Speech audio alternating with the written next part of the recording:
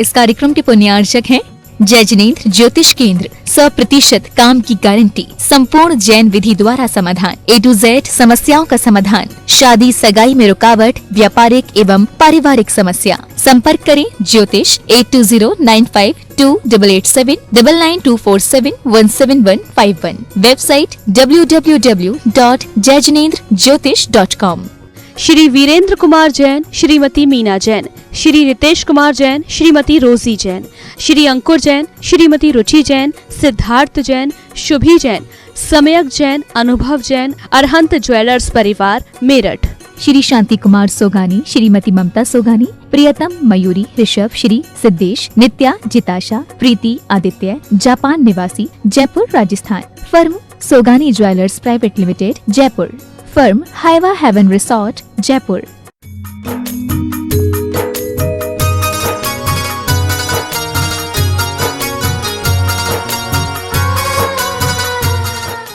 जय बोलो देवादिदेव 1008 श्री भगवान महावीर स्वामी की जय जय जय।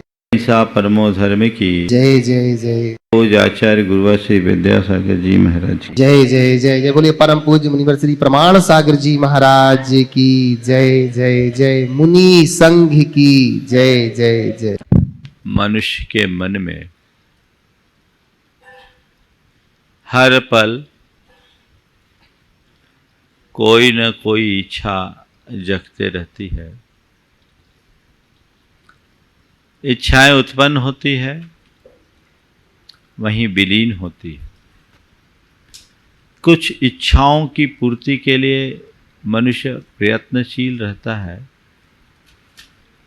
और कुछ इच्छाएं ऐसी होती है जो लगातार बनी रहती है। बनी क्या रहती है? उत्तरोत्तर बढ़ती जाती है। उनकी पूर्ति का जितना अधिक प्रयत्न होता है, उसके मन में पलने वाली वह इच्छा उतना ही प्रबल होते रूप लेते जाती है। और प्रबल होती हुई इसी इच्छा का नाम है लालसा या लिप्सा, जो मनुष्य को बहुत बेचैन करती है। किसी वस्तु या व्यक्ति के प्रति आकर्षण उत्पन्न होने से उसे पाने की इच्छा जगती है, लेकिन उस वस्तु या व्यक्ति के प्रति जो हमारा प्रगाढ़ लगाव है, जुड़ाव है, पाने की प्रबल आतुरता या उत्कंठा है, उसका नाम है लालसा या लिप्सा। ये हमारे जीवन की एक बहुत बड़ी दुर्बलता है। किसी वस्तु को या व्यक्ति को चाहना उतना बुरा नहीं है, पर किसी वस्तु या व्यक्ति को पाने के लिए पागल हो जाना बहुत बुरा है। मनुष्य के मन में जब किसी प्रकार की लालसा जगती है तो उसके पीछे वो बेचैन होता है। उसे उसके अतिरिक्त और कुछ दिखता नहीं, सूझता नहीं, और रात दिन उसकी पूर्ति के लिए प्रयत्नशील रहता है। आज बात मैं उसी लालसा की करने जा रहा हूँ या लिप्सा की करने जा रहा हूँ। छोटे शब्दों में लिप्सा ज़्यादा उपयुक्त लग रहा है। और हमें देखना है ये मेरे मन में किस प्रकार की लिप्सा है। ये एक प्रकार की प्यास, ये एक प्रकार की पीड़ा, एक प्रकार की तड़फ है जो हमें हमारे जीवन को अंदर से हिला डालती है। देखना है मेरी मनस्थिति कैसी है, मेरे मन की लालसा का स्तर कैसा है। पर हमें आज ये देखना है, अपने मन में की पड़ताल करके देखो, ये मेरी चाहतक है या लिप्सा या लालसा का रूप धारण कर ली। धन की इच्छा होना धन की चाह है, धन के प्रति आकर्षण होना धन की चाह है, लेकिन धन का दीवाना बन जाना धन लिप्सा है। अपने मन को टटोलो और देखो कि तुम्हारे हृदय में धन के प्रति क्या दृष्टिकोण है। सबसे पहली बात, धन चाहिए? चाहिए। खूब धन चाहिए? पहला, धन चाहिए। दूसरा, खूब धन चाहिए। और तीसरा, तुरंत चाहिए। है ना? धन की चाह, धन के प्रति होने वाला एक सहज आकर्षण। खूब धन की चाह, यह उसके प्रति प्रकट प्रगाढ़ लिप्सा या लालसा। और तुरंत यानी उस लालसा का चरमोत्कृष्ट रूप। अपने मन की पड़ताल करके देखिए कि मेरे हृदय में धन के प्रति कैसे भाव है। धन की चाह में तुम्हें कोई खतरा नहीं। जीवन के लिए जितना जरूरी है, आवश्यक है, अपेक्षित है, उतने धन का संग्रह करो, व्यापार करो, जीविकोपार्जन का कोई रास्ता अपनाओ और मेहनत करके, परिश्रम करके अपने जीवन की जरूरतों के अनुरूप धन का अर्जन करो और उस धन के भोग से अपने जीवन को आगे बढ़ाओ। इसमें कोई बहुत ज़्यादा मनुष्य परेशान नहीं होता, इसमें ज़्यादा परेशानी वाली बात नहीं होती। लेकिन परेशानी खड़ी होती कब? जब मनुष्य चाहता है धन नहीं, खूब धन। कितना? कोई सीमा नहीं। यह मनुष्य को बेचैन करती है। जरूरत के अनुरूप धन का अर्जन करना अर्थ पुरुषार्थ है। मेरी बात को ध्यान से सुनना। जरूरत के अनुरूप धन का अर्जन करना नैतिकता और प्रामाणिकता के साथ, धर्म के साथ जुड़कर धन का अर्जन करना अर्थ पुरुषार्थ है। और केवल धनार्जन की ही धुन में लगे रहना ये अर्थ लिप्सा है। ये प्रगाढ़ धन लिप्सा है। तुम्हें ये देखना है मेरे जीवन में अर्थ पुरुषार्थ है, अर्थ लिप्सा। मेरा स्थान धन का अर्जन करने के लिए है, अर्जन करने वालों में है, या केवल धन लिप्सु में। हमें यह देखने की जरूरत है, अपने मन के पड़ताल करने की जरूरत है। अगर हम धन जरूरत के लिए अर्जित करते हैं तो धनार्जन हमारा दृष्टि में होगा, लेकिन दृष्टिकोण में अंतर। एक व्यक्ति जीवन के लिए धन कमाता है और एक व्यक्ति धन कमाने के लिए जीता है। दोनों में बड़ा अंतर है। जीवन के निर्वाह के लिए धन कमाना कतई बुरा नहीं है। जीवन के निर्वाह के लिए धन कमाना कतई बुरा नहीं है, लेकिन धन कमाने के लिए ही जीवन बिगाड़ देना कतई अच्छा नहीं। जीवन के निर्वाह के लिए धन कमाओ, जितना जरूरत उतना कमाओ। धन की इच्छा हो, लेकिन धन की प्रगाढ़ लालसा, लोलुपता या लिप्सा को मन में हावी मत होने दो, क्योंकि वह तुम्हें अंधा बना देगी और अंतहीन दौड़ तक दौड़ाते रहेगी। आज दुनिया के लोगों के साथ यही हो रहा है। वो जरूरत के लिए नहीं कमा रहे हैं, कमाना ही उनकी जरूरत बन गई। उसी में लग गए, उसी में पागल, और ये पागलपन जीवन को बर्बाद करने वाला है। यहां व्यक्ति को रुकने की जरूरत है, थमने की जरूरत है, विचार करने की जरूरत है कि आखिर मेरे जीवन का लक्ष्य क्या है। हमेशा धन को जीवन निर्वाह का साधन मानो, साध्य नहीं। धन तुम्हारे जीवन के लिए बहुत कुछ हो सकता है, पर सब कुछ नहीं, ये विवेक रखो। जो लोग धन को ही सब कुछ मान लेते हैं उनका हाल बेहाल होता है, और आज यही हो रहा है। और ऐसे लोग धन चाहिए, खूब धन चाहिए, और वह भी तुरंत चाहिए। इंस्टेंट, धीरज नहीं है। एक साथ 100 सीढ़ी चढ़ना चाहते हैं लोग, जंप लेना चाहते हैं। नतीजा क्या होता है? चारों खाने चित्त हो जाते हैं। संत कहते हैं जरूरत के अनुरूप धन का उपार्जन करो और उपार्जित धन का उपभोग करो।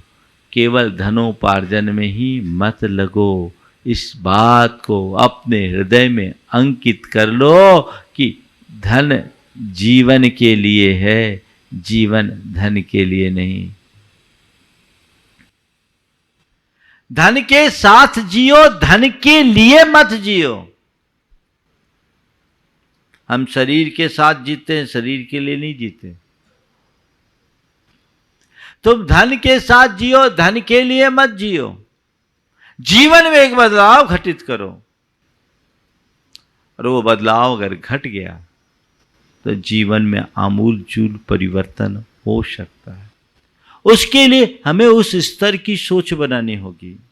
वैसी सोच बनेगी, जीवन निहाल होगा।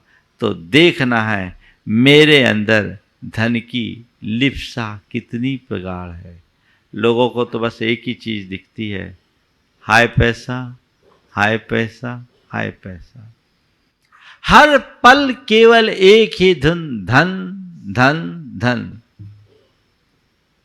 एक कवि ने बड़ी अच्छी बात लिखी कि जब नगाड़ा बजाते, दुंदुभी बजाते हैं, तो उसमें ध्वनि आती धन धन धन धन, दुंदुभी की ध्वनि आती।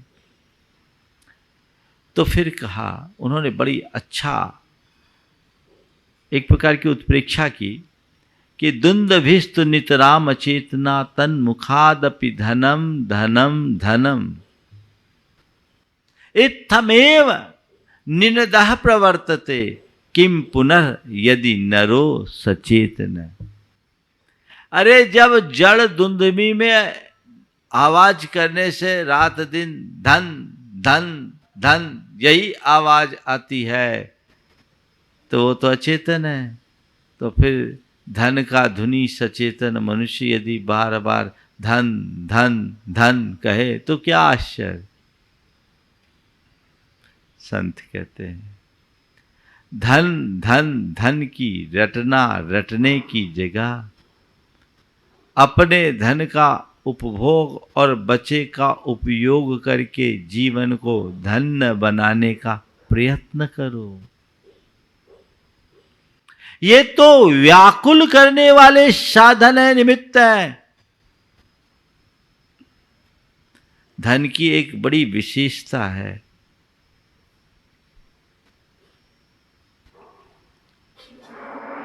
धनस्य अर्जनम दुखम अर्जितस्य च रक्षणम आये दुखम व्यये दुखम तदर्थम प्रार्थना वृथा।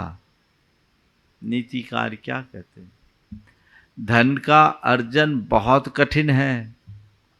धनस्य अर्जनम दुखम, धन का अर्जन बहुत कष्टकारी है। ऐसे पैसा नहीं कमाया जाता, बहुत पसीना बहाना पड़ता है।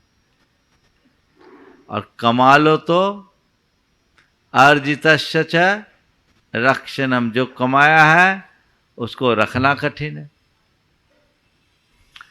आने में जो कष्ट दे और जाने में जो कष्ट दे, आए दुखम व्यये दुखम तदर्थम प्रार्थना वृथा।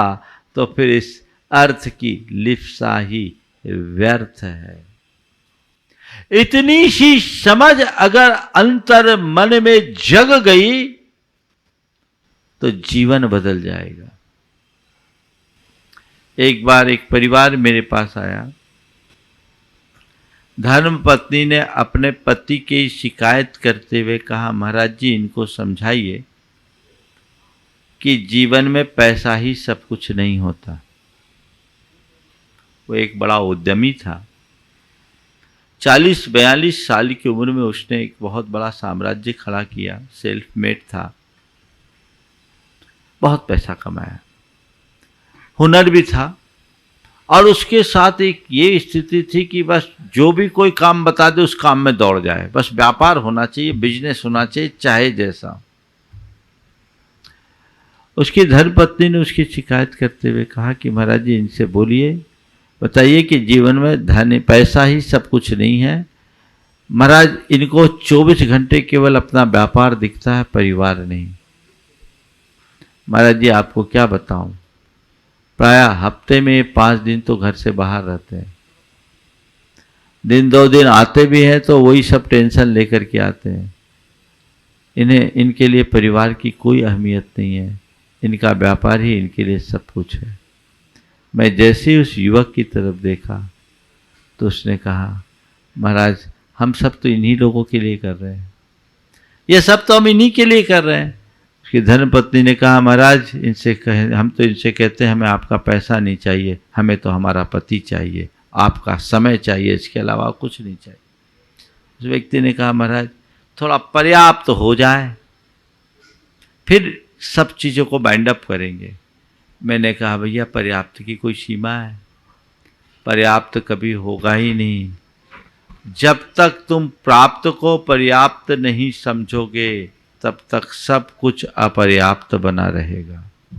कितना भी पालो वो अपर्याप्त लगेगा, और जब तक चीजें अपर्याप्त होगी जीवन में संकट व्याप्त होगा। भागते रहोगे, दौड़ते रहोगे, आखिर इस भाग दौड़ का परिणाम क्या? तुम घर से बाहर रहते हो, कहाँ खाते हो, कहाँ सोते हो, कहाँ रहते हो। और उस व्यक्ति का जंगल का काम था, बीड़ी के पत्ते का भी काम था। उसकी धर्मपत्नी ने कहा महाराज महीनों ये जंगलों में पड़े रहते हैं, न खाने का ठिकाना, न पीने का ठिकाना, न रहने का ठिकाना, तो किस मतलब का ये काम? जिस व्यक्ति को जरूरत हो, जीवन निर्वाह के लिए प्रबल आवश्यकता हो, वो जी तोड़ मेहनत करके धन का अर्जन करे, वो बात तो फिर भी समझ में आती है। लेकिन जब पर्याप्त हो, सब प्रकार के साधन संपन्नता हो, और फिर भी व्यक्ति उन्हीं चक्करों में लगे रहे, तो ये सबसे बड़ी नादानी है, नासमझी। इसकी तरफ अपनी दृष्टि जगाए और अपने जीवन को मोड़ने का प्रयत्न करे। मैंने उसे समझाया, हमने कहा भैया आज तेरे पास जितना है यदि जीवन भर तुम उसका उपभोग करोगे तो क्या खत्म? बोला महाराज इतना है कि हमारे बच्चे भी कुछ ना करे तो काम चल जाए। तो हम बोले फिर क्यों कर रहे हो? तेरे पिताजी तेरे लिए बहुत कुछ छोड़ कर गए और तू भी छोड़ कर के ही जाएगा, लेकर नहीं जाएगा। आज तुम्हारे साथ हुनर था, तुमने इतना अर्जित कर लिया। अब तुम ये बोल रहे हो कि बच्चे भी कुछ ना करे तो काम हो सकता है, तो फिर तुम इतना जोड़ क्यों रहे हो? ज़्यादा जोड़ोगे तो बच्चे निकम्मे और हो जाएंगे। वहीं उनका बच्चा बैठा था, वो 14 साल का था, उसने छूटते ही कहा महाराज जी पापा से कहिए हमारे लिए कुछ न जोड़े, हम तो खुद कर लेंगे, पढ़ लिख कर कुछ बन जाएंगे, इनका एक पैसा नहीं चाहिए, ये जो कुछ करना है अपने लिए कमाए, और जितना महाराज जी इनको बोलिए जितना दान कर सकना है कर सके कर दे, पर ज़्यादा इन सब चीज़ों में उलझे नहीं। हमें हमारे पापा चाहिए, उनका पैसा नहीं। ये बात बहुत समझने की है। आपाधापी की इस दौड़ में जब बढ़ते हुए उपभोक्तावाद के कारण सारे सामाजिक मूल्य अर्थ प्रधान हो गए, मनुष्य की अर्थलिप्सा दिनों दिन प्रगाढ़ होते जा रही है। और अर्थलिप्सा की सबसे बड़ी विडंबना ये है कि जो जो अर्थ का लाभ होता है लिप्सा त्यों तो बढ़ती जाती है, बढ़ती जाएगी। बड़ा विचित्र गणित है। किसी व्यक्ति को अगर 4 रोटी की भूख है, 2 रोटी खा ले तो भूख आधी हो जाती होती है। 4 रोटी की भूख हो, 2 रोटी खाने को मिल जाए, भूख आधी हो जाती है। पर किसी को लाख रुपए की चाहत हो, 50,000 मिल जाए तो चाह आधी होती है क्या? वो और बढ़ जाती है। तो इस बात को समझे, लिप्सा अंतहीन है, इसका अंत कभी नहीं होने वाला। ये सतत चलते रहेगी, और जब तक ये चलेगी जीवन का क्रम बना रहेगा। उस क्रम को बदलने के लिए हमें चाहिए कि हम जीवन की सच्चाई को समझें और ऐसी लिप्सा से अपने आप को दूर रखने का उपक्रम करें। जब हम ऐसी लिप्सा से मुक्त होते हैं तब कहीं जाकर हमारे जीवन का पथ प्रशस्त हो सकता है। मन में बदलाव आना चाहिए। मेरे संपर्क में एक ऐसे व्यक्ति जो मल्टीनेशनल कंपनी में वाइस प्रेसिडेंट के लेवल तक काम किया। उस व्यक्ति के मन में एक बार बात आई, 50 साल की उम्र हो गई, मुझे जितना कमाना था कमा लिया। उनके 2 बच्चे थे, दोनों बच्चे पढ़ लिख करके भी मल्टीनेशनल कंपनी में जॉब करने लगे। एक दिन उन्होंने सोचा, मैं ये जॉब करूं क्यों, अब मुझे जॉब की ज़रूरत क्या है, मैंने आज तक जितना कमाया है वो मेरे लिए पर्याप्त है। जिंदगी भर पैसा कमाने की दौड़ में लगूंगा तो दौड़ते ही रह जाऊंगा, एक दिन सब छोड़कर मुझे यहाँ से जाना पड़ेगा, मतलब नहीं है। उन्होंने रिजाइन कर दिया। कंपनी के लोगों ने कहा, आप जैसा एक्सपीरियंस्ड आदमी को कंपनी को बहुत ज़रूरत है, आप यहाँ रहिए, हम आपके लिए और पैकेज बढ़ा सकते हैं, सुविधाएं दे सकते हैं।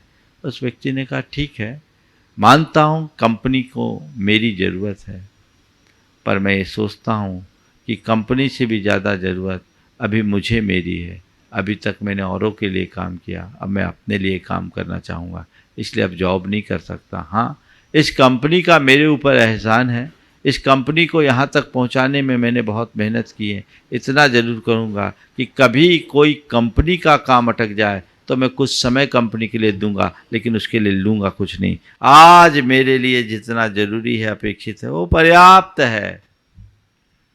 हाय धाय खत्म। जब तुम्हारे मन में लगे कि ये सफिशिएंट है, चाह खत्म हो जाएगी। तो लिप्सा मिटती नहीं, लिप्सा को मिटाना पड़ता है, और वो संतोष से ही मिटाया जा सकता है।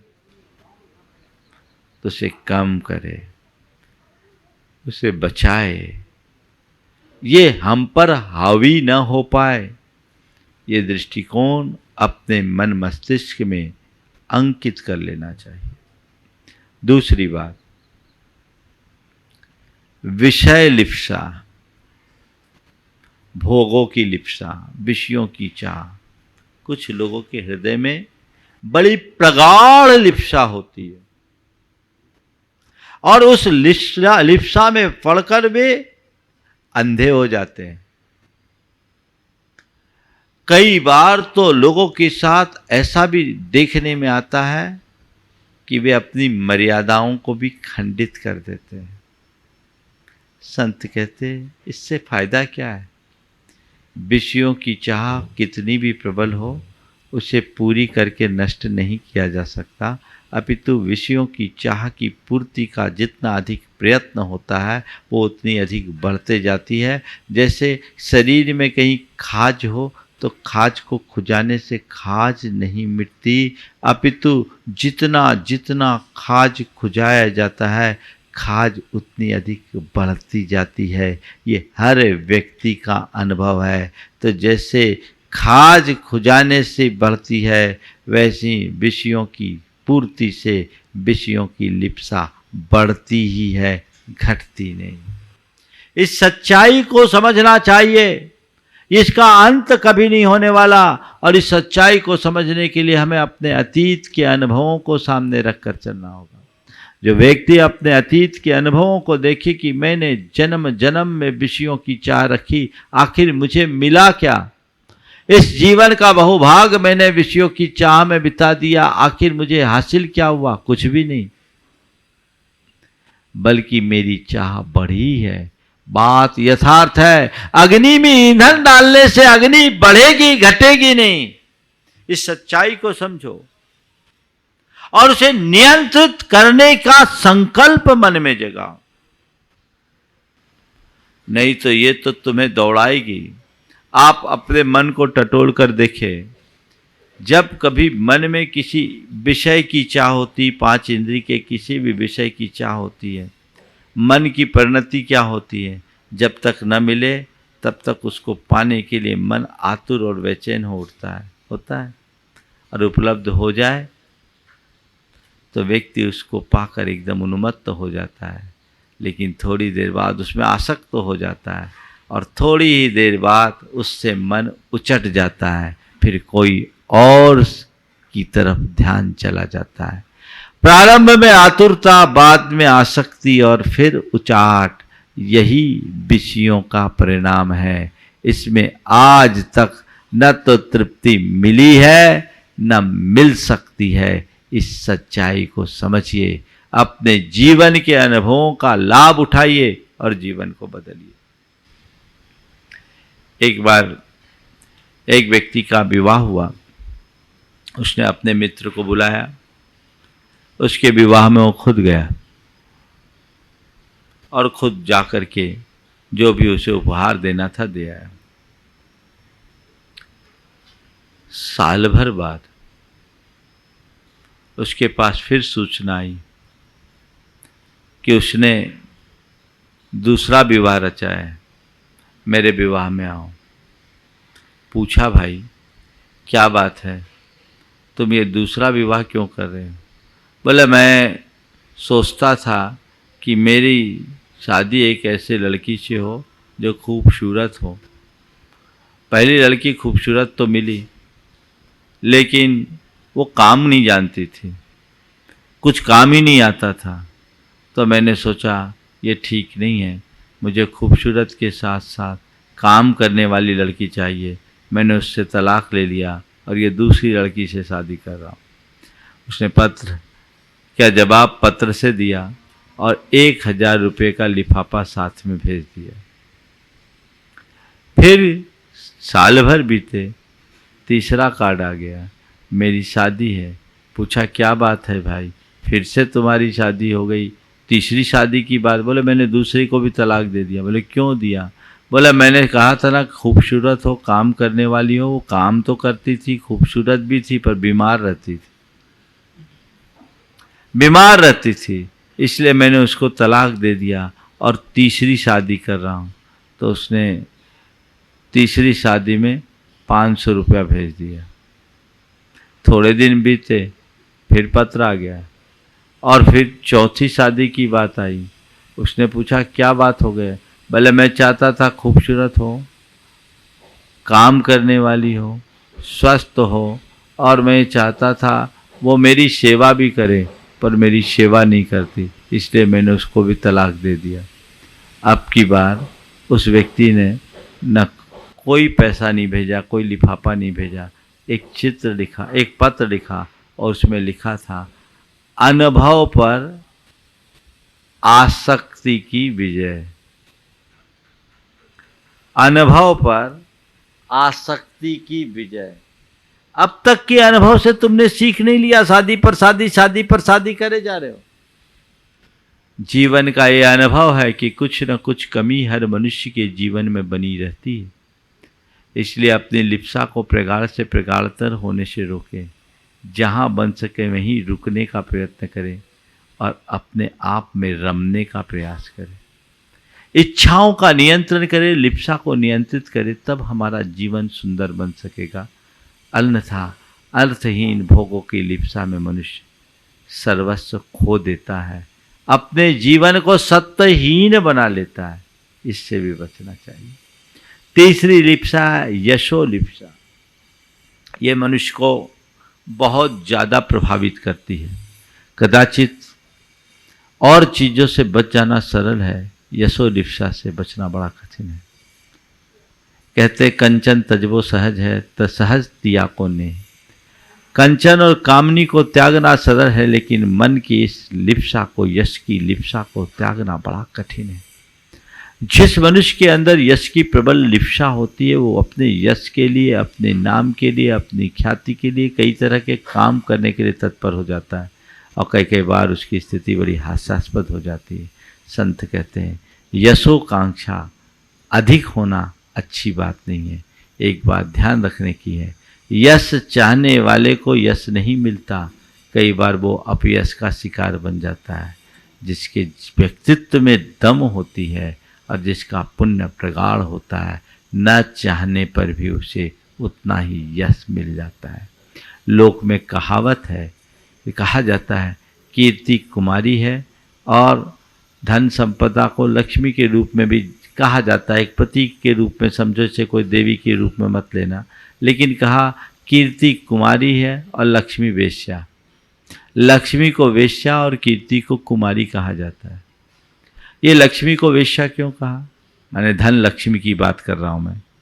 लक्ष्मी को वेश्या क्यों? क्योंकि वह कभी एक पति के पास नहीं रहती, रोज अपना पति बदलते रहती है, अपना स्वामित्व बदलते रहती है।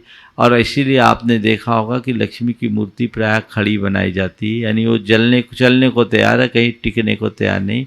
तो जो रोज अपना पति बदले, जिसका कोई एक पति नहीं है, कवियों ने उसे वेश्या से तुलना कर दी। पर कीर्ति को कुमारी कहा। क्यों कहा? क्योंकि जो कीर्ति को चाहते हैं उसे कीर्ति नहीं चाहती, और जिसे कीर्ति चाहती है वो कीर्ति को नहीं चाहते। बेचारी का विवाह ही नहीं हो पाया, मैच ही नहीं मिल पाया, कीर्ति कुमारी रह गई और लक्ष्मी को वेश्या बना दिया गया। बस ये बात समझो, चाहने से यश नहीं मिलता, अपयश भले मिल जाए। चाहने से यश नहीं, अपयश मिल सकता है, इसलिए इस अपयश से बचो।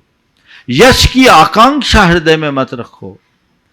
अगर फूल में सुगंध होगी तो भंवरों को निमंत्रण देने की जरूरत थोड़ी है,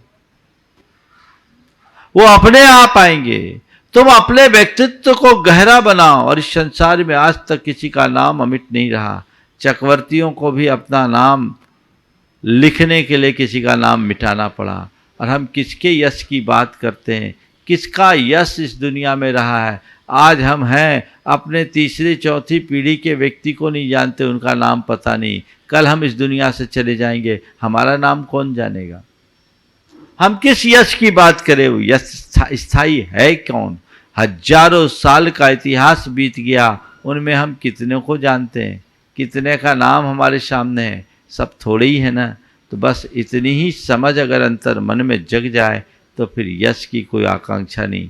हाँ, जिस व्यक्ति का पुण्य प्रबल होता है, व्यक्तित्व तो उसी अनुरूप बनता है, उनका यश सुयश स्वतः फैलता है, चाहने से नहीं फैलता। कहते हैं सदाकत खुद बखुद करती है शोहरत जमाने में। सदाकत खुद बखुद करती है शोहरत जमाने में। कभी खुशबू भी ये कहती है कि मुझे तुम सूंघ कर देखो। अगर खुशबू को कहना पड़ जाए कि तुम मुझे सूंघ कर पता कर लगाओ तो खुशबू ही खत्म।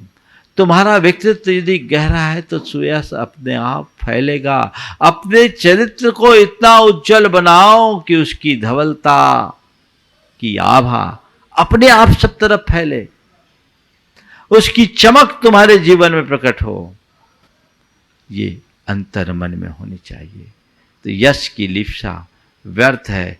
एक दिन सब छूट जाने वाला है, एक दिन सब विनष्ट हो जाने वाला है, कोई टिकने वाला नहीं। इस दुनिया से जाओगे तो क्या होगा? थोड़े दिन लोग तुम्हारे नाम लेंगे और भूल जाएंगे, और क्या होगा? इसलिए इस बात को हमेशा ध्यान रखना है, किसी का यश अमर नहीं है। कई लोग हैं जो अपना नाम पाने के चाह में कई बार मर्यादाओं को भी त्याग देते हैं। ये अच्छी बात नहीं है। नाम के लिए मत करो, काम करो, अपने आप नाम होगा। नहीं तो बहुत सारे लोगों के लिए लोग कहते ही हैं, जिनकी ऐसी प्रवृत्ति होती है, वो अपना नाम के लिए कुछ भी करता है, वो करेगा, लोग उसकी प्रशंसा नहीं करते। कितना भी बड़ा किया, एक टिप्पणी साथ में जोड़ देते हैं, अपने नाम के लिए किया है। तो क्या होगा? और ये तुम्हें अंदर से बेचैन करेगा, परेशान करेगा। इस यशो लिप्सा को भी नियंत्रित करना चाहिए।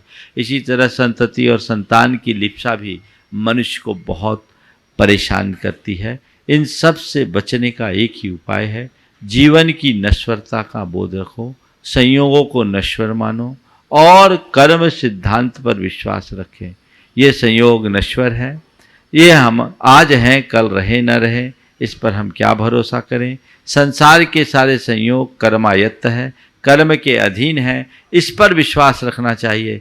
मेरे चाहने से कोई चीज़ें नहीं मिलती। जब तक कर्म के संयोग मेरे अनुकूल न हो तब तक जीवन का विकास नहीं हो सकता। कर्म सिद्धांत पर विश्वास रखना चाहिए और फिर भोगों की असारता पर विचार करना चाहिए। जैसे केले के छिलके को छिलने पर उसकी परत दर परत निकालते जाओ केले के थंब की, उसमें कोई सार नहीं। इसी तरह विषयों की असारता का चिंतन, उन्हें अपने जीवन में तृष्णा भी वर्धक मान करके चलने की बात यदि मस्तिष्क में अंकित हो जाए तो तुम्हारी लिप्सा प्रगाढ़ नहीं हो सकती। जीवन का पथ अपने आप प्रशस्त होगा।